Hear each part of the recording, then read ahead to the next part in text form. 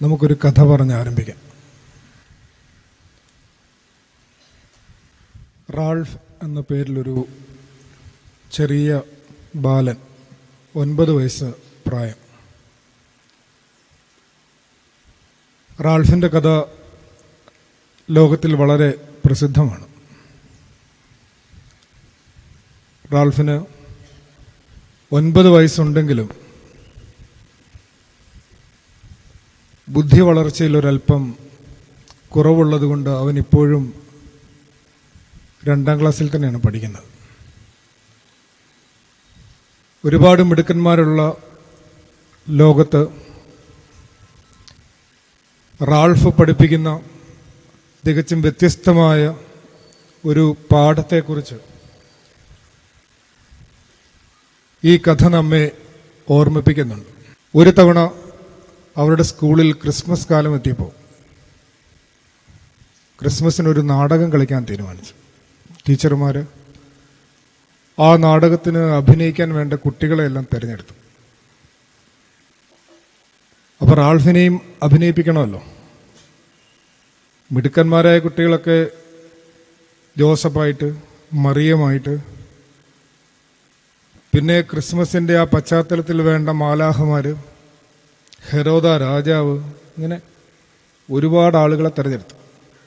അപ്പോൾ റാൾഫിന് എന്തെങ്കിലും ഒരു ചെറിയ വേഷം കൊടുത്തേ പറ്റൂ, കാരണം അവനെ ഒഴിവാക്കാനും പറ്റില്ല. അവസാനം അധികം ഡയലോഗൊന്നും ഇല്ലാത്തൊരു വേഷമുണ്ട്.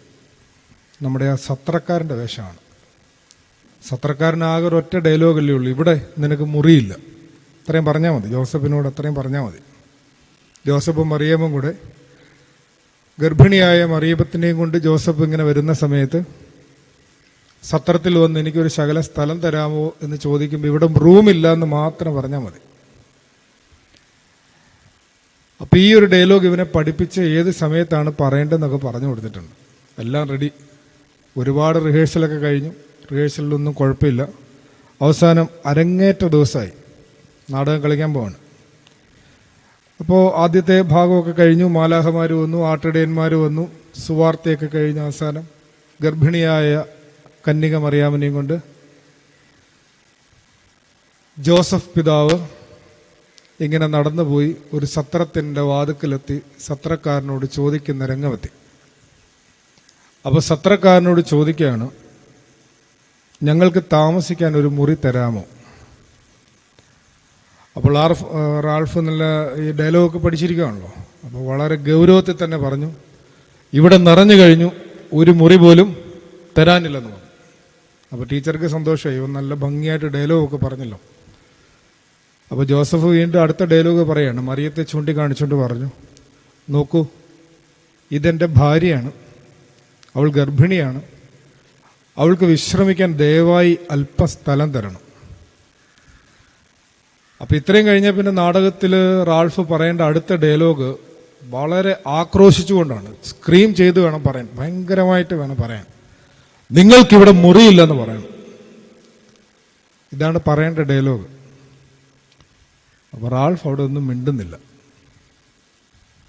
ടീച്ചർ പുറകെ, കർട്ടൻ്റെ പുറകെ നിന്ന് പറഞ്ഞു കൊടുക്കുന്നുണ്ട്, റാൾഫെ പറ. കുട്ടി മിണ്ടുന്നില്ല. ടീച്ചർ പുറകെ നിന്ന് വീണ്ടും പറ, റാൾഫെ പറ, ഉറക്കെ അലറിപ്പറ, നിങ്ങൾക്കിവിടെ ഇങ്ങനെയല്ല, ഒന്ന് അലറി പറഞ്ഞേ. നിങ്ങൾ മിടുക്കന്മാരായതുകൊണ്ടും മിടുക്കികളായതുകൊണ്ടും നിങ്ങൾ ഇതുപോലെ തന്നെ പറയും, നിങ്ങൾക്കിവിടെ മുറിയില്ല എന്ന് പറയാൻ പറയും. റാൾഫ് ഇങ്ങനെ മിണ്ടാതെ നിൽക്കുക, കുട്ടി മിണ്ടുന്നില്ല. അപ്പം ഇങ്ങനെ മിണ്ടാതെ നിൽക്കുന്ന സമയത്ത് ടീച്ചർക്കാകെ ഒരു ടെൻഷനായി. ടീച്ചർ പിന്നെയും പുറകിൽ നിന്ന് ഒരു വടി കൊണ്ട് ഇവനെ ഒരു കുത്തിയിട്ട് പറയാൻ പറഞ്ഞു. അപ്പോൾ മനസ്സോടെ റാൾഫ് പറഞ്ഞു, നിങ്ങൾക്കിവിടെ മുറിയില്ല, പൊക്കോളെ. ഏതാ നാടകത്തിൽ പറയേണ്ട ഡയലോഗാണ്. അപ്പോൾ റാൾഫ് പറയാണ്, അവനൊരു താല്പര്യമില്ല ഇത് പറയാൻ. അവൻ പറയാണ്, നിങ്ങൾക്കിവിടെ മുറിയില്ല, പൊക്കോളം പറഞ്ഞു. അപ്പോൾ ഈ സംഭാഷണം കഴിഞ്ഞ ഉടനെ റാൾഫ് രംഗം വിടണം. ജോസഫും മറിയ അവിടെ ദുഃഖിതരായിട്ട് നിൽക്കുന്ന ഒരു സന്ദർഭമാണ്. അവരിങ്ങനെ ദുഃഖിതരായിട്ട് അങ്ങോട്ട് മാറിപ്പോകുന്ന സമയമാണ്. അപ്പോൾ ഈ ജോസഫും മറിയവും ഇങ്ങനെ പയ്യെ സങ്കടപ്പെട്ട്, അവർ നല്ല അഭിനയത്തിലാണ്, അവരിങ്ങനെ സങ്കടപ്പെട്ട് അങ്ങോട്ട് മാറിപ്പോകുന്നു. റാൾഫ് രംഗം വിടുന്നില്ല. റാൾഫ് അവിടെ തന്നെ നിൽക്കുക. അവൻ പോകേണ്ട സമയമായി, ഈ ഡയലോഗ് പറഞ്ഞിട്ട് പോകണം. അവൻ അവിടെ തന്നെ അങ്ങ് നിൽക്കുവാണ്. ഇവരിങ്ങനെ സങ്കടപ്പെട്ട് പോകുന്ന കണ്ടപ്പോൾ അവൻ്റെ കണ്ണ് നിറഞ്ഞു. ആരുടെ? നമ്മുടെ റാൾഫിൻ്റെ കണ്ണ് നിറഞ്ഞു. ഇപ്പം കരയുമെന്നുള്ളൊരു പരുവത്തിലെത്തി. പെട്ടെന്ന് റാൾഫ് വിളിച്ചു പറഞ്ഞു, ജോസഫേ, നിങ്ങൾ പോകരുത്, തിരിച്ചു വാ, എൻ്റെ മുറി ഞാൻ തരാമെന്ന്.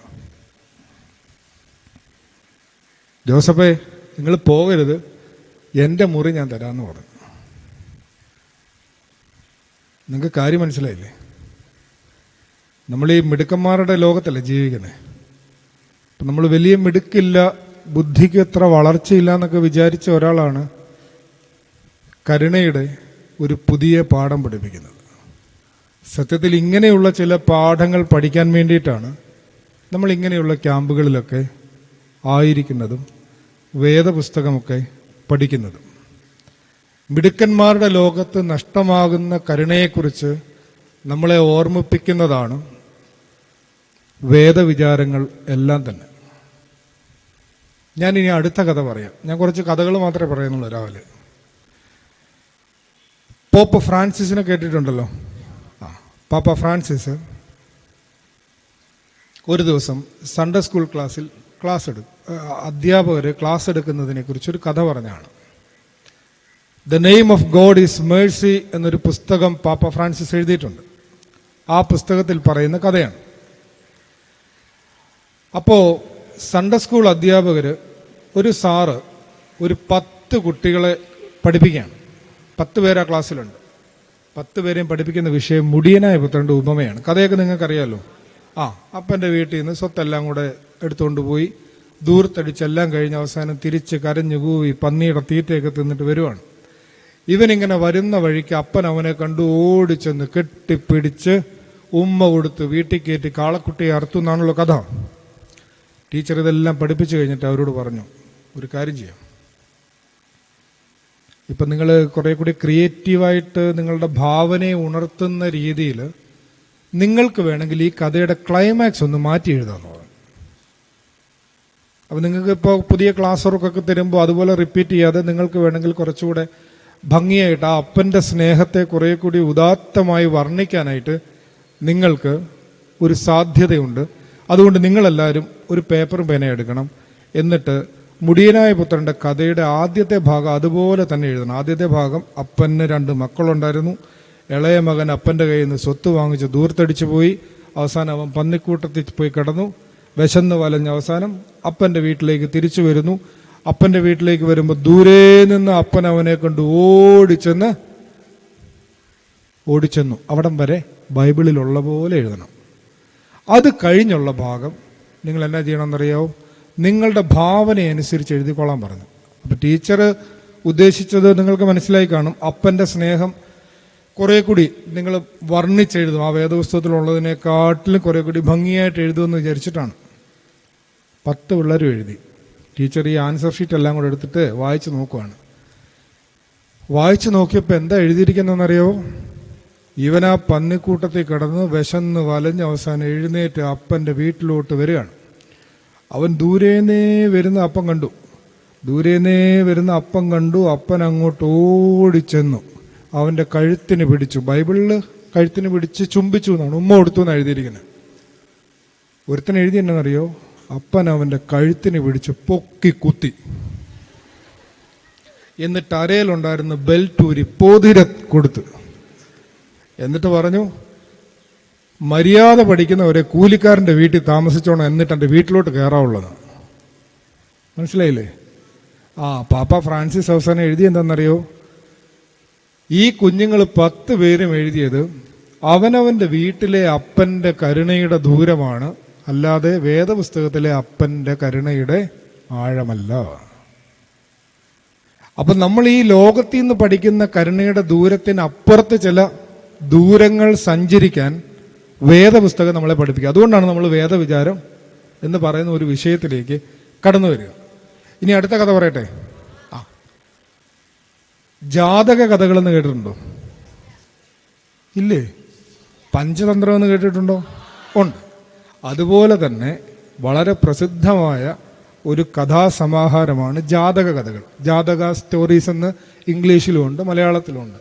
അതായത് ബുദ്ധൻ എന്ന് കേട്ടിട്ടില്ലേ? ബുദ്ധൻ്റെ പൂർവ്വകാലങ്ങളിലെ കഥകളായിട്ടാണ് ഈ ജാതക കഥകൾ അറിയപ്പെടുക. അപ്പൊ ഈ ജാതക കഥകൾ അതിലൊന്നിൽ പറയുന്ന ഒരു കഥയാണ്. ബുദ്ധൻ സിദ്ധാർത്ഥ കുമാരനായ സമയം, സിദ്ധാർത്ഥൻ എന്ന് ബുദ്ധൻ എന്ന് കേട്ടിട്ടില്ലേ? സിദ്ധാർത്ഥൻ എന്ന് പറയുന്നത് ബുദ്ധന്റെ ആദ്യത്തെ പേരാ. സിദ്ധി അർത്ഥിക്കുന്നവൻ സിദ്ധാർത്ഥൻ, അവൻ പ്രയാണം ചെയ്ത് ബദ്ധനല്ലാത്തവനായ ബുദ്ധനായി മാറിയതാണ് ബുദ്ധചരിതം. ഒന്നും കിട്ടിയില്ല അല്ലേ? വിദ്യാർത്ഥി പോലെ തന്നെയാണ് സിദ്ധാർത്ഥി. പുതിയ ഒരു തലത്തിലേക്ക്, അധ്യാത്മമായ പുതിയൊരു ഉണർവിലേക്ക് ചെറുപ്പം മുതലേ ആഗ്രഹിക്കുന്നവൻ എന്നൊരു അർത്ഥം കൂടി അതിന് വേണമെങ്കിൽ നമുക്ക് ആരോപിക്കാവുന്നതേ ഉള്ളൂ. അപ്പോൾ ആ ഒരു സിദ്ധാർത്ഥൻ, അവൻ ചെറുപ്പമായിരുന്ന സമയത്ത് അവൻ്റെ ഒരു അർദ്ധ സഹോദരനാണ് ദേവദത്ത കുമാരൻ. ഇത് ചരിത്രത്തിലെ ഒരു കഥയാണ്. ഇവർ രണ്ടുപേരും കൂടെ അവരുടെ കൊട്ടാരത്തിൽ, ഒരു രാജാവിൻ്റെ മകനാണല്ലോ സിദ്ധാർത്ഥൻ. അപ്പോൾ ഈ കൊട്ടാരത്തിലെ പൂന്തോട്ടത്തിൽ ചെടിക്ക് വെള്ളം ഒഴിച്ചുകൊണ്ടിരിക്കുകയാണ്. രാവിലെ ചെടിക്ക് വെള്ളം ഒഴിക്കുകയാണ്. നിങ്ങൾ ചെടിക്ക് വെള്ളം ഒഴിക്കാറുണ്ടോ? ഉണ്ട്. ചെടിയിൽ പൂക്കൾ കാണാറുണ്ടോ? ഉണ്ട്. പൂക്കളോട് സംസാരിക്കാറുണ്ടോ? അവിടെയാണ് പ്രശ്നം. പൂക്കളോട് സംസാരിക്കണം. അതെങ്ങനെയാണ് സംസാരിക്കുക? അപ്പോൾ നമുക്ക് ഈ കഥയ്ക്കകത്തൊന്ന് ആ പൂക്കളോടൊന്ന് സംസാരിച്ചിട്ട് തിരിച്ചു വരാം. പൂക്കളോട് സംസാരിക്കുക എന്ന് പറഞ്ഞാൽ ഇനിയിപ്പോൾ നാളെ വീട്ടിൽ പോയി അത് കഴിഞ്ഞിട്ട് നമ്മൾ പിറ്റേന്ന് വെള്ളം ഒഴിക്കാൻ പോകുന്ന സമയത്ത് അവിടെ രാവിലെ ഒരു പൂ വിരിഞ്ഞ് നിൽപ്പുണ്ട്. അപ്പോൾ ആ രാവിലെ പൂ വിരിഞ്ഞ് വൈകുന്നേരം ആകുമ്പോൾ അത് വാടിപ്പോവും. 4 മണി പൂ പോലത്തെ ഒരു ഇതാന്ന് വിചാരിച്ചോ, അല്ലെ 10 മണി പൂ പോലത്തെ ഒരെണ്ണാന്ന് വിചാരിച്ചോ. അപ്പം നിങ്ങൾ അവിടെ ചെന്നിട്ട് ആ പൂവിനോട് ചോദിക്കുകയാണ്, വെള്ളം ഒഴിച്ചു, എന്നും വെള്ളം ഒഴിച്ചു കൊടുക്കുന്നുണ്ട് ആ ചെടിക്ക്. എന്നിട്ട് അപ്പം പൂവിനോട് ചോദിക്കുകയാണ്, പൂവേ, നീ ഇങ്ങനെ ഈ ഒരൊറ്റ ദിവസത്തേക്ക് വിരിഞ്ഞു നിൽക്കുന്നതുകൊണ്ട് എന്നാ പ്രയോജനം? ചോദിക്കണം കേട്ടോ. അപ്പോൾ ആ പൂവ് ഒന്ന് ചിരിച്ചിട്ട് നിങ്ങളോട് തിരിച്ചൊരു ചോദ്യം ചോദിക്കും. എന്നാ ചോദിക്കുന്നതെന്നറിയോ? നിങ്ങൾക്ക് എത്ര വയസ്സായി? അപ്പോൾ എല്ലാവരും അവരവരുടെ പ്രായം പറഞ്ഞോണം, ഇല്ലേ? എത്രയാ? 15, 70, എത്രയാ? 15, 16, 17 എന്നൊക്കെ പറയണം. അപ്പം നമ്മളും എല്ലാം അങ്ങ് പ്രായം പറയുവാണ്. അപ്പം ഞാനും നാളെ കഴിഞ്ഞ് അങ്ങോട്ട് പോവാം. അപ്പം നമ്മളെല്ലാവരും പോയി നമ്മളോട് പ്രായമൊക്കെ പറഞ്ഞ് ഇത്രയായി എൻ്റെ വയസ്സെന്ന് പറയും. അപ്പോൾ ആ പൂവിൻ്റെ അടുത്ത ഡയലോഗ് എന്നാണെന്നറിയോ? ഇത്രയും കൊല്ലമായല്ലോ വിരിഞ്ഞങ്ങ് നിൽക്കാൻ തുടങ്ങിയിട്ട്. നമ്മളോടാ കേട്ടോ. ഇത്രയും കൊല്ലമായല്ലോ വിരിഞ്ഞ് നിൽക്കാൻ തുടങ്ങിയിട്ട്, എന്നിട്ട് നിന്റെ ലോകത്തിൻ്റെ, നിന്റെ കുടുംബത്തിൻ്റെ, നിന്റെ സഭയുടെ, നിന്റെ സമൂഹത്തിൻ്റെ സൗന്ദര്യം, സൗരഭ്യം വർദ്ധിപ്പിക്കാൻ നിനക്ക് എത്രമാത്രം ആയിട്ടുണ്ട് എന്നൊരു ചോദ്യം ഇത്തിരി പോകുന്ന പൂ നമ്മളോട് ചോദിക്കും. എന്നിട്ട് പൂ നമ്മളോട് പറഞ്ഞു തരും, ഞാൻ ഒരു ദിവസമേ വിരിയുന്നുള്ളെങ്കിലും ഇന്നത്തെ ലോകത്തിൻ്റെ സൗന്ദര്യവും സൗരഭ്യവും വർദ്ധിപ്പിക്കാൻ എന്നെ കൊണ്ട് പറ്റിയിട്ടുണ്ടെന്ന് പറയും. അപ്പം അതുകൊണ്ട് ചെടിക്ക് വെള്ളം ഒഴിക്കുമ്പോൾ ഇനി പൂക്കളോടൊക്കെ സംസാരിക്കണം. അപ്പം നമുക്ക് സിദ്ധാർത്ഥൻ്റെയും ദേവദത്തിൻ്റെയും കഥയിലേക്ക് വരാം. അവരിങ്ങനെ ചെടിക്ക് വെള്ളം ഒഴിച്ചുകൊണ്ടിരിക്കുകയാണ്. അതിനിടയ്ക്ക് ദേവദത്ത കുമാരൻ്റെ കയ്യിൽ ഒരു അമ്പും വില്ലും ഉണ്ട്. അമ്പും വില്ലും കണ്ടിട്ടുണ്ടല്ലോ. അയാളിങ്ങനെ ചെറിയ നായാട്ടിന് ഇറങ്ങിയിരിക്കുകയാണ്. അപ്പോൾ അതുവഴി ഒരു അരയന്നം പോകുന്നു. ദേവദത്തൻ അമ്പ് ചെയ്തു. അരയന്നത്തിൻ്റെ ദേഹത്ത് അമ്പ് കൊണ്ടു. അരയന്നം വീണു. വെള്ളം ഒഴിച്ചുകൊണ്ടിരുന്ന സിദ്ധാർത്ഥ കുമാരൻ വെള്ളത്തിൻ്റെ പാത്രം അവിടെ ഇട്ടിട്ട് ഓടിച്ചെന്ന് അരയന്നത്തിൻ്റെ അടുത്ത് ചെന്ന് അതിൻ്റെ ശരീരത്തിൽ നിന്ന് ശരമൂരിയെടുത്തു. എന്നിട്ട് അതിൻ്റെ മുറിവ് വെച്ച് കെട്ടി. ഈ മുറിവെല്ലാം വെച്ച് കെട്ടിക്കഴിഞ്ഞ് അതിന് ജീവൻ നിലനിന്ന് കഴിഞ്ഞപ്പോൾ തർക്കമായി. ദേവദത്ത കുമാരൻ പറഞ്ഞു, അത് അരയന്നം എൻ്റെയാണ്. സിദ്ധാർത്ഥൻ പറഞ്ഞു, എൻ്റെയാണ്, ഞാൻ തരത്തില്ല. അവസാനം അത് രാജാവിൻ്റെ അടുത്ത് ചെന്നു. രാജാവ് കോടതി വിളിച്ചു കൂട്ടി. കോടതി മീൻസ് നമ്മുടെ അവിടുത്തെ അറിവുള്ള ആളുകളെല്ലാം വിളിച്ചു കൂട്ടി. എന്നിട്ട് അവരോട് ചോദിച്ചു, ഇതിൻ്റെ ഒരു ഉത്തരം കൊടുക്കുക ഈ പിള്ളേർക്ക്. അപ്പോൾ ദേവദത്തൻ്റെ വക്കീൽ പറയുന്നത്, ദേവദത്തൻ പറയുന്നത് എന്താണെന്നറിയാമോ? ഞാനാണ് അമ്പ് ചെയ്തത്, അതുകൊണ്ട് ഞാനാണ് അതിനെ വീഴ്ത്തിയത്, അതുകൊണ്ട് അതെൻ്റെ അരയന്നമാണ്. സിദ്ധാർത്ഥൻ പറയുന്നു, ഞാനാണ് അതിനെ രക്ഷിച്ചത്, അതുകൊണ്ട് അതെൻ്റെ അരയനാണ്. അവസാനം കോടതിയുടെ തീർപ്പ് വന്നത് എന്താണെന്നറിയോ? ജീവൻ എടുക്കുന്നവനല്ല, ജീവൻ കൊടുക്കുന്നവനും നിലനിർത്തുന്നവനുമാണ് ജീവന്റെ അവകാശി. ജീവൻ എടുക്കുന്നവനല്ല, ജീവൻ കൊടുക്കുന്നവനും ജീവൻ നിലനിർത്തുന്നവനുമാണ് ജീവന്റെ അവകാശമുള്ളത്, ജീവിക്കാൻ അവകാശമുള്ളത്. ഈ കരുണയുടെ പാഠം പുലർന്നു പോകുന്ന ഒരു മണ്ണിലും നാട്ടിലുമാണ് നമ്മൾ ജീവിക്കുന്നത്. അപ്പം അതുകൊണ്ട് കരുണയെക്കുറിച്ച് അല്ലെങ്കിൽ കരുണയുള്ളവരായി തീരുന്നതിനെക്കുറിച്ച് ഒരു പ്രോഗ്രാമിംഗ് നടത്താൻ വേണ്ടി കൂടിയാണ് ഈ വേദവിചാരം നടക്കുന്നത്. ഒപ്റ്റിമസിന്റെ കാര്യം നിങ്ങൾ അറിഞ്ഞായിരുന്നോ? ഇന്നലെ മിനിയാന്ന് നമ്മുടെ എലോൺ മസ്ക് ഇല്ലേ, നമ്മുടെ കൂട്ടുകാരനല്ലേ, എലോൺ മസ്ക് മിനിയാന്ന് ഒരു പുതിയ ഹ്യൂമനോയിഡിനെ ഇറക്കിയിട്ടുണ്ട്. ഒപ്റ്റിമസ് എന്ന പേര്. 20,000 രൂപ എങ്ങണ്ട വിലയുള്ളൂ. ഡോളറാന്ന് തോന്നുന്നു കേട്ടോ. അപ്പൊ പിന്നെ ഇനി ശുശ്രൂഷയ്ക്കൊന്നും ആളെ വെക്കേണ്ടി വരുമെന്ന് തോന്നുന്നില്ല. ചെമ്മാച്ചനെയൊക്കെ പിരിച്ചുവിടാന്നാണ് ഞാൻ വിചാരിക്കുന്നത്. ഒരു ഹ്യൂമനോയിഡിനെ വാങ്ങിച്ച എല്ലാ പരിപാടിയും നടക്കുമോ? അത് ചെയ്യും. അത് ചായ കൊണ്ട് തരും, ചോറ് വിളമ്പി തരും, എല്ലാം ചെയ്യും. ഒരു പ്രത്യേക പ്രോഗ്രാം ചെയ്ത് വെച്ചിരിക്കല്ലേ അതിനെ. ആ പ്രോഗ്രാം അനുസരിച്ച് അത് പോകും. ഇടയ്ക്ക് നമ്മളിങ്ങനെ വയ്യാതെ അങ്ങോട്ട് കിടക്കുമ്പോൾ ഈ പുള്ളിക്ക് പനിയാണെന്ന് ചിലപ്പോൾ മനസ്സിലാവും. ഗുളിക കൊടുക്കാൻ പ്രോഗ്രാം ചെയ്തിട്ടുണ്ടെങ്കിൽ അത് സമയത്ത് വന്ന് ഗുളിക തരും. അല്ലാതെ നിങ്ങളുടെ അമ്മ ചെയ്യുന്നത് പോലെ ഇടയ്ക്കിടയ്ക്ക് വന്ന് തലയിൽ തുണിയിട്ട് തരുമോ? പ്രോഗ്രാം ചെയ്താൽ ചെയ്യും കേട്ടോ. പക്ഷേ തക്ക സമയത്ത് വേണ്ടതുപോലെ മനസ്സലിവോടുകൂടി പ്രവർത്തിക്കാൻ ഈ യന്ത്രത്തിനാണോ പറ്റുക, മനുഷ്യനാണോ പറ്റുക? മനുഷ്യനെ പറ്റുള്ളൂ, ഇല്ലേ? അപ്പോൾ മനുഷ്യനെ പറ്റുള്ളൂ. അപ്പോൾ ഈ മനുഷ്യനെ ഒന്ന് പ്രോഗ്രാം ചെയ്തെടുക്കണ്ടേ, ഈ ഇരിക്കുന്ന മനുഷ്യ കുഞ്ഞുങ്ങളെല്ലാം. ആ പ്രോഗ്രാമിംഗ് ആണ് യഥാർത്ഥത്തിൽ ഈ ക്യാമ്പിൽ കൂടെ നടക്കുന്നത്. ആ പ്രോഗ്രാമിങ്ങിൻ്റെ ഒരു ഭാഗമായി നമ്മൾ വേദവിചാരം പഠിക്കുമ്പോൾ ഞാൻ ഇന്ന് ഊന്നൽ നൽകുന്നത് കരുണ എന്ന് പറയുന്ന ആ ഒരു വിഷയത്തിനാണ്. അപ്പോൾ ആ കരുണയിലേക്ക് നമ്മളുടെ ജീവിതത്തെ കുറെ കൂടി ഉണർത്താനായിട്ടാണ്. നിങ്ങളുടെ കൂട്ടുകാർ, നിങ്ങൾ വായിക്കുന്ന പുസ്തകം, നിങ്ങളുടെ ഫേസ്ബുക്ക് ഫ്രണ്ട്സ്, ഇതൊക്കെ നോക്കിയാൽ മതി നിങ്ങൾ ആരാണെന്ന് അറിയാം. അവഞ്ചേഴ്സ് കാണാറുണ്ടോ? ഉണ്ട്. ആരെയാ ഇഷ്ടം? അയൺമാനെയാണോ ഇഷ്ടം? തോറിനെ? തോറാണ് പാർട്ടി. ശരിയാ. തോറ് പണ്ട് ഗ്രീസിലുണ്ടായിരുന്ന ഒരു ദൈവമാണ് കേട്ടോ. മോഫുണ്ട്, സ്പൈഡർമാനുണ്ട്, അയൺമാനുണ്ട്. അയൺമാൻ്റെ കാര്യം ഞാൻ പറഞ്ഞു, അതെനിക്കിഷ്ടം അയൺമാനിന്. അത് തന്നെ. ഇപ്പം ഇത്ര ആൾക്കാരുണ്ടല്ലോ. അപ്പം നമ്മൾ ഈ അവഞ്ചേഴ്സ് കാണുമ്പോൾ ഇവരെല്ലാം കൂടി നമ്മളെ എൻ ഗെയിമിൽ എല്ലാവരും കൂടിയാണല്ലോ വരുന്നത്. അപ്പോൾ എല്ലാവരും കൂടെ വന്ന് ഈ ഒരു കളി അങ്ങോട്ട് കളിച്ച് കഴിയുമ്പോഴത്തേനും സംഗതി ഭയങ്കര അറ്റാക്കാണല്ലോ, ഭയങ്കര അഗ്രസീവായിട്ടാണ് യുദ്ധം നടക്കുന്നത്. അടിക്കടി എന്നുള്ള രീതിയിലാണ് സംഗതി പോകുന്നത്. പക്ഷെ ഞങ്ങളുടെയൊക്കെ ആരായിരുന്നെന്നറിയാമോ? ലുട്ടാപ്പി, മായാവി, കുട്ടൂസൻ, ഡാഗിനി, അക്കൂക്കുവിനെ അറിയത്തില്ലേ? ഇപ്പോഴും ഉണ്ട് നമ്മുടെ ബാലരമയിൽ അക്കൂക്കു ഉണ്ട്. സൂത്രനുണ്ട്, കുറുക്കന.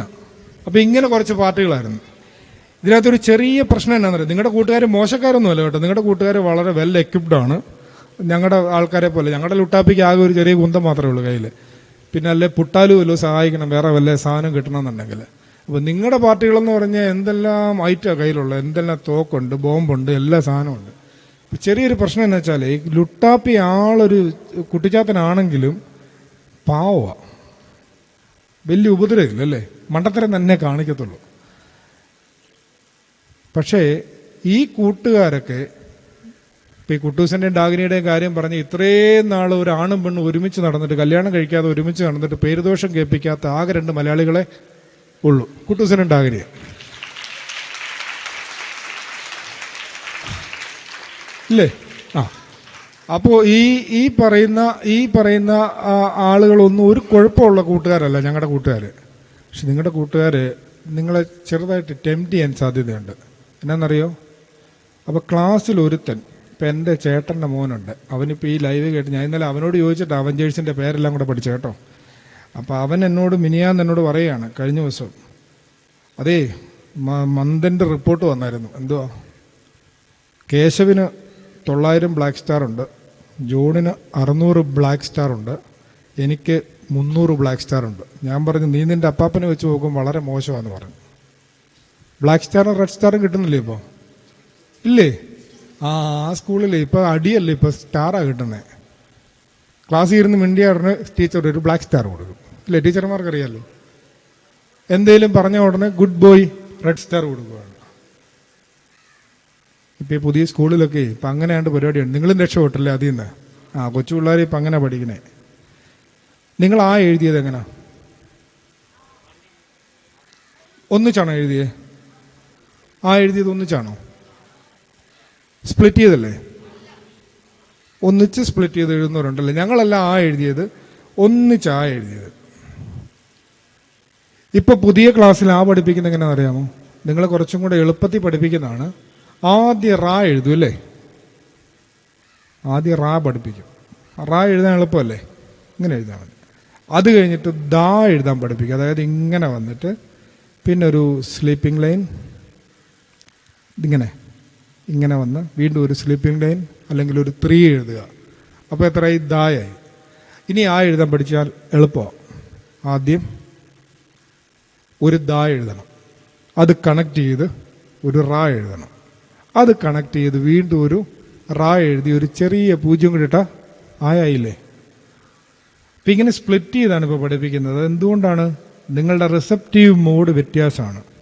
നിങ്ങളിപ്പോൾ അപ്പനോടും അമ്മയോടും ഒക്കെ പറയത്തില്ല ഈ അപ്പനും അമ്മയ്ക്കും ഒന്നും അറിയത്തില്ലെന്ന് പറഞ്ഞിട്ടുണ്ടോ?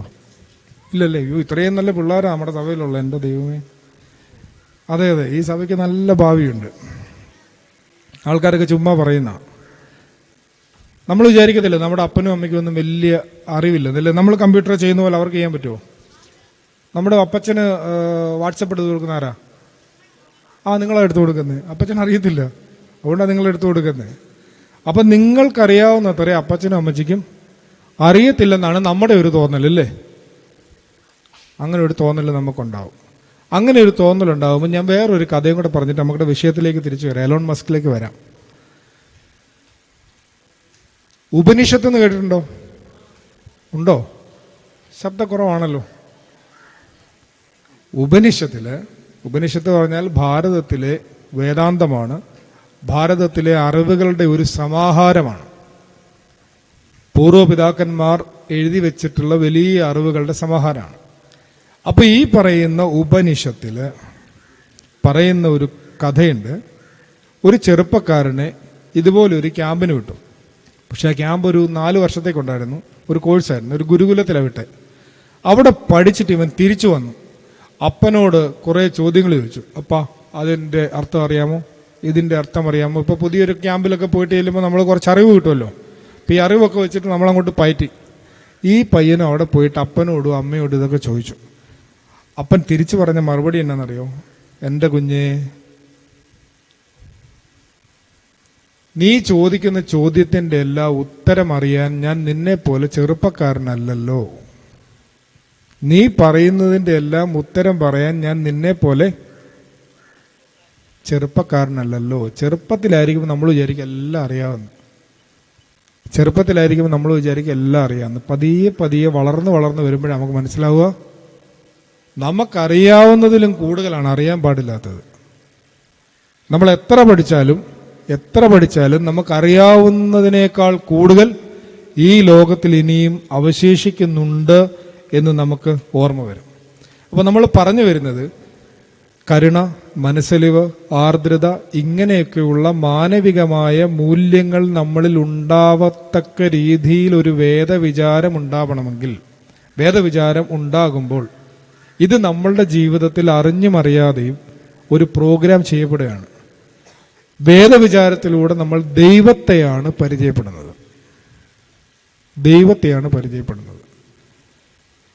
യോഹന്നാൻ സ്നാപകൻ വളരെ ധീരനായ ഒരു ചെറുപ്പക്കാരനായിരുന്നു. അദ്ദേഹത്തിന്റെ ധീരതയ്ക്കും സത്യസന്ധതയ്ക്കുമുള്ള അടിസ്ഥാന കാരണം എന്താണ്? അവന് ഗർഭം മുതൽ പരിചയം ആരെയാ? യേശുവിനെയാ.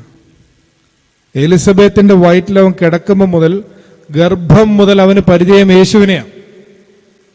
അപ്പൊ യേശുവിനെ പരിചയപ്പെടുക, ക്രിസ്തുവിനെ അടുത്തറിയുക, അതിലേക്ക് നമ്മളെ സഹായിക്കുന്നതാണ് നമ്മളുടെ എല്ലാ വേദവിചാരങ്ങളും. അങ്ങനെ ഒരു ദൈവ പരിചയം നമുക്കുണ്ടെങ്കിൽ ഏതു മയക്കുമരുന്നിൽ നിന്നും നമ്മൾ അകന്നു നിൽക്കും. മയക്കുമരുന്നെന്ന് പറഞ്ഞാൽ ഈ പറയുന്ന ആ പത്രത്തിൽ കണ്ട പേരൊന്നുമല്ല കേട്ടോ, അത് മാത്രമൊന്നുമല്ല. അധികാരം ഒരു മയക്കുമരുന്നാണ്, പണം ഒരു മയക്കുമരുന്നാണ്, സ്ഥാനം ഒരു മയക്കുമരുന്നാണ്, നമ്മളെ മയക്കിക്കിടത്തുന്നതാണ്. യഥാർത്ഥമായ ഒരു ഉണർവിലേക്ക്, ഇതിൻ്റെ എല്ലാം ലഹരികളിൽ നിന്ന് യഥാർത്ഥമായ ബോധത്തിൻ്റെ ഉണർവിലേക്ക് നമ്മളെ സഹായിക്കുന്നതാണ് ക്രിസ്തുപരിചയം. അതുകൊണ്ട് അടിസ്ഥാനപരമായി ഈ ക്യാമ്പിൽ നമ്മൾ പങ്കെടുക്കുമ്പോൾ രക്ഷയുടെ അടിസ്ഥാന പന്ഥാവ്, മാർഗമെന്ന് പറയുന്നത് ഈ ഒരു ക്രിസ്തു പരിചയമാണ് എന്നുള്ളത് നിങ്ങളുടെ ഹൃദയത്തിൽ അടിവരയിട്ട് ഓർമ്മിപ്പിച്ച് വെച്ചിരിക്കണം.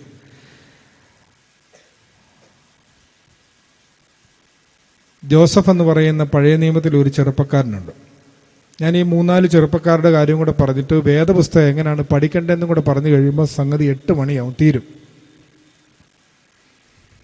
ജോസഫ് എന്ന് പറയുന്ന ചെറുപ്പക്കാരൻ്റെ ചെറുപ്പത്തിലെ ഒരു സ്റ്റാറ്റസ് നിങ്ങൾ കണ്ടിട്ടുണ്ടോ? ഈ ഞാൻ പറയാം, സന്ദർഭം പറഞ്ഞു തരാം. അപ്പോൾ അവൻ വാട്സപ്പിലിട്ട സ്റ്റാറ്റസ് എന്ന് നോക്കിയാൽ മതി. സന്ദർഭം ഇത്രയേ ഉള്ളൂ. അവനിങ്ങനെ ആ ചേട്ടന്മാരെ തിരക്കി അപ്പം പറഞ്ഞിട്ട് പോകുമ്പോൾ ചേട്ടന്മാരെല്ലാം കൂടെ അവനെ പിടിച്ച് പൊട്ടക്കിണറ്റിലിടുന്നില്ലേ, ഇല്ലേ? ആ പൊട്ടക്കിണറ്റിൽ ഇരുന്നുകൊണ്ട് അവൻ വാട്സപ്പിൽ ഒരു സ്റ്റാറ്റസ് ഇട്ടായിരുന്നു. എന്തുവായിരുന്നു അറിയോ? എന്തുവാ? ഫീലിംഗ് സാഡ് അറ്റ് പൊട്ടക്കിണറ്റിൽ. അവൻ പറഞ്ഞു ഫീലിംഗ് സ്കാറ്റേഡ്, ഫീലിംഗ് എലോൺ, ഇല്ലേ? ഇങ്ങനെയൊക്കെ ഇടത്തില്ലേ? ഇവനാകെ അങ്ങനെ കിടക്കുവാണ്, ആകെ അങ്ങ് തകർന്നു പോയി ജോസഫ്. കുറച്ച് നാൾ കഴിഞ്ഞ് നിങ്ങൾ വീണ്ടും അവനെ ഒന്ന് ഗൂഗിൾ ചെയ്ത് നോക്കിയാൽ ജോസഫ് അവിടെ മന്ത്രിയാണേ, ഈജിപ്തിൽ മന്ത്രിയാണ്. അപ്പോൾ ആ മന്ത്രി ആയിരിക്കുന്ന സമയത്ത് ജോസഫ് അദ്ദേഹത്തിൻ്റെ ആ ഫേസ്ബുക്ക് പേജിൻ്റെ താഴെ ഒരു ചെറിയ കമൻറ്റ് ഒരാൾ ഇട്ടിട്ടുണ്ട്. ആരാന്നറിയാമോ? ഫറവോ ഇട്ടിരിക്കുന്നത്. ഫറവോ ഇട്ടിരിക്കുന്ന കമൻറ്റ് എന്തുവാ ജോസഫിൻ്റെ പേജിൽ? ദൈവാത്മാവുള്ള ഈ ചെറുപ്പക്കാരനെ പോലെ ഒരാളെ കണ്ടിട്ടില്ല. നിങ്ങളുടെ ഇതിൻ്റെ പേജിൻ്റെ താഴെ അങ്ങനെ കമൻറ്റ് വല്ലതും വന്നിട്ടുണ്ടോ? ഇല്ലല്ലേ, വരണം. ദൈവാത്മാവുള്ള ഈ പയ്യനെ പോലെ, ഈ മോളെ പോലെ ഒരാളെ കണ്ടിട്ടില്ല. ഇനി അടുത്ത ആളെ നോക്കൂ, വേറൊരാളെ സ്റ്റാറ്റസ് നോക്കുക. ഷമുവേൽ ബാലൻ. അയാളുടെ സ്റ്റാറ്റസ് എന്തുവാ? Listening to God. ദൈവത്തെ കേട്ടുകൊണ്ടിരിക്കുക എന്നാണ് പറഞ്ഞത്. ദൈവത്തെ കേട്ടുകൊണ്ടിരിക്കുകയാണെന്നാണ് പറഞ്ഞത്. ശദ്രക്ക്, മേശക്ക്, അഭേദനകോവും 3 ചെറുപ്പക്കാരില്ലേ? ആരാ അത്? വായിക്കൊള്ളാത്ത പേരും കൂടി അല്ലേ? തീച്ചുളയിൽ വീണ ആൾക്കാരാണ്. കൂടെ ഒരാളും കൂടി ഉണ്ടല്ലോ, ദാനിയേൽ. ഇവരുടെ കഥ പറയുന്നതിനകത്ത് നെബുക്കദ്നേസർ എന്ന് പറയുന്ന രാജാവ്, രാവിലെ പല്ലൊക്കെ തേച്ചല്ലോ അല്ലേ? അന്ന് ഇനി ധൈര്യമായിട്ട് പറഞ്ഞു നെബുക്കദ്നേസർ. അത് തന്നെ, അപ്പോൾ കുഴപ്പമില്ല, അല്ലേ? വലിയ പാടാ അത്. അപ്പോൾ ഈ രാജാവ് ഒരു ദിവസം രാവിലെ എഴുന്നേറ്റപ്പോൾ അയാൾക്ക് രാവിലെ അയാളുടെ ഫേസ്ബുക്ക് തുറന്നിട്ട് അയാൾ എന്നെ ചെയ്തെന്നറിയാവോ? അയാൾ പറയാണ്, സ്വന്തം ഒരു നല്ല ഫോട്ടോ എടുത്താൽ കിട്ടും, നല്ല വലിയൊരു ഇമേജ് അങ്ങോട്ട് ഇട്ടിട്ട് പറഞ്ഞു ഇതിനെ എല്ലാവരും ലൈക്ക് ചെയ്യണമെന്ന് പറഞ്ഞു. രാവിലെ ഉണർന്നപ്പോൾ രാജാവിന് തോന്നിയ ദുർബുദ്ധിയാണ്. എല്ലാവരും ലൈക്ക് ചെയ്യണമെന്ന് പറഞ്ഞാൽ നാട്ടിലുള്ള സകലമാന പേരും എൻ്റെ അടിയിൽ പോയി ലൈക്ക് ചെയ്തു. 4 ചെറുപ്പക്കാർ, മുമ്പേ പേര് പറഞ്ഞ 4 ചെറുപ്പക്കാർ മാത്രം ഡിസ്ലൈക്ക് ചെയ്തു. എങ്ങനെ അതിനുള്ള ധൈര്യം അവർക്കുണ്ടായത്? 2 കാര്യങ്ങളുണ്ട്. ദൈവത്തെ അടുത്തറിഞ്ഞെന്നാണ് ഇവൻ പറഞ്ഞത്. ദൈവത്തെ അടുത്തറിയാനുള്ള 2 മാർഗങ്ങൾ അവർ പഠിപ്പിക്കുന്നുണ്ട്. ഒന്ന്, ഇവരെ ബാബിലോണിലോട്ട്, ഹോസ്റ്റലിലോട്ട് പിടിച്ചുകൊണ്ട് പോയി അവിടെ താമസിക്കുന്ന സമയത്ത് ആ ഹോസ്റ്റലിൽ അന്ന് ബുധനാഴ്ച വന്നപ്പോൾ ഹോസ്റ്റലിൻ്റെ വാർഡൻ വന്നിട്ട് പറഞ്ഞു, ദാനിയേലേ, ഇന്നിവിടെ രാജാവിൻ്റെ പിറന്നാളാണ്, ചിക്കൻ ബിരിയാണി ഉണ്ട്, എല്ലാവർക്കും ബിരിയാണി ഉണ്ട്, നിങ്ങളിത് കഴിക്കണമെന്ന് പറഞ്ഞു. അപ്പോൾ ദാനിയേൽ പറഞ്ഞു, രാജാവിൻ്റെ പിറന്നാളാണെങ്കിലും ബിരിയാണി ആണെങ്കിലും ഞങ്ങൾക്ക് ബുധനാഴ്ച നോയമ്പാന്ന് പറഞ്ഞു. രാജാവ് കഴിക്കുന്ന ഭക്ഷണം കൊണ്ടും രാജാവ് കുടിക്കുന്ന പാനീയം കൊണ്ടും ഞങ്ങളെ തന്നെ അശുദ്ധമാക്കുകയില്ല എന്ന് പറഞ്ഞു. നിങ്ങളിനി ഈ സ്കൂളിൽ നിന്ന് ഇപ്പോൾ സ്കൂളിലെ പഠിത്തമൊക്കെ കഴിഞ്ഞ് +2 ഒക്കെ കഴിഞ്ഞിട്ട് ഹൈദരാബാദിലെ രാജകുമാരിയുടെ അടുത്ത് നേഴ്സിങ്ങിനോ അല്ലെങ്കിൽ കോയമ്പത്തൂര് എഞ്ചിനീയറിംഗ് രാജകുമാരൻ്റെ അടുത്തോ ഒക്കെ പഠിക്കാൻ പോകും അല്ലേ? അവിടെയൊക്കെ നിങ്ങൾ പഠിക്കാൻ പോണ സമയത്ത് ബുധനാഴ്ചയും വെള്ളിയാഴ്ചയും നിങ്ങൾക്ക് നോയമ്പുണ്ടാവുമോ? ഞാൻ മുമ്പേ പറഞ്ഞ എന്നെ കൊണ്ട് മാറ്റി പറയിപ്പിക്കരുത്, സഭയ്ക്ക് ഭാവി ഉണ്ടെന്നുള്ളത് കേട്ടോ. ബുധനാഴ്ചയും വെള്ളിയാഴ്ചയും നോയമ്പുണ്ടാവുമോ? പോരല്ലോ, ഒന്ന് ഉറച്ചു പറഞ്ഞേ. ഉണ്ടാവും, ഉണ്ടാവണം, എങ്കിലേ ഈ സഭയ്ക്ക് ഭാവിയുള്ളൂ. കേട്ടോ, എങ്കിലേ ഈ സഭയ്ക്ക് ഭാവിയുള്ളൂ. നമ്മൾ ഈ പുറമേ കാണുന്ന ഈ കെട്ടിപ്പൊക്കുകളും ഈ പറയുന്ന കോലാഹലങ്ങൾക്കുമൊക്കെ അപ്പുറത്ത് അടിസ്ഥാനപരമായി വിശ്വാസികളിൽ, പ്രത്യേകിച്ചും നമ്മുടെ പുതിയ തലമുറയിൽ നോമ്പുണ്ടായിരിക്കണം. നോമ്പുണ്ടെങ്കിൽ ഈ സഭയ്ക്ക് ഭാവിയുണ്ട്, നിങ്ങൾക്കും ഭാവിയുണ്ട്. അതുപോലെ തന്നെ ദാനിയേലിന്റെ പുസ്തകത്തിൽ വേറൊന്നും കൂടെ ഇവർക്ക് ഈ ധൈര്യം കിട്ടാൻ ഉള്ളൊരു കാരണം. ദാനിയേൽ ദിവസം 3 പ്രാവശ്യം യെരൂശലേമിനെ നോക്കി കുമ്പിട്ട് പ്രാർത്ഥിക്കുമായിരുന്നു. കുമ്പിട്ട് പ്രാർത്ഥിക്കുവോ?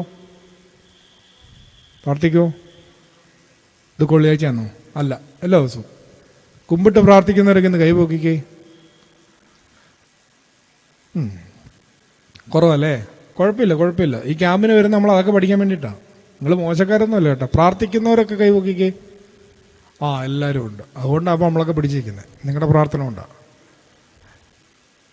അപ്പം ഇനി പ്രാർത്ഥിക്കുമ്പോൾ കുമ്പിട്ട് പ്രാർത്ഥിക്കണം കേട്ടോ. കുമ്പിട്ട് പ്രാർത്ഥിക്കണം. നമ്മൾ ഈ ക്യാമ്പിന് പോയിട്ട് വന്നെന്ന് വീട്ടുകാർക്കൊക്കെ മനസ്സിലാവണമെന്നുണ്ടെങ്കിൽ നമ്മൾ കുമ്പിട്ട് പ്രാർത്ഥിക്കണം. ബുധനാഴ്ചയും വെള്ളിയാഴ്ചയും ഞങ്ങൾക്ക് നോയമ്പാണെന്ന് വീട്ടിൽ പറഞ്ഞ് പഠിപ്പിക്കണം കേട്ടോ. ആര് പറഞ്ഞെന്ന് പറയും? ഏത് തിരുമേനി പറഞ്ഞെന്ന് പറയും? സേവ്യർ തിരുമേനി പറഞ്ഞെന്ന് തന്നെ പറഞ്ഞു. ഒരു കുഴപ്പമില്ല കേട്ടോ. നോയമ്പുണ്ടാവണം, കുമ്പിട്ട് പ്രാർത്ഥിക്കണം. അങ്ങനെയാണ് നമ്മൾ ഈ സഭയെ ശക്തിപ്പെടുത്തുന്നത്. നോമ്പും പ്രാർത്ഥനയും സഭയ്ക്ക് ഐശ്വര്യം നൽകുന്നു എന്ന് നോമ്പിലൊരു പ്രാർത്ഥന തന്നെയുണ്ട്. അപ്പൊ ഈ മോൻ പറഞ്ഞതുപോലെ ദൈവത്തിലേക്ക് അടുക്കാൻ, ദൈവത്തെ കൂടുതൽ പരിചയപ്പെടാനായി നമ്മളെ സഹായിക്കുന്ന ഉപാധിയാണ് നോയമ്പ്, ഉപവാസവും കുമ്പിട്ടുള്ള നമസ്കാരങ്ങളും എല്ലാം തന്നെ.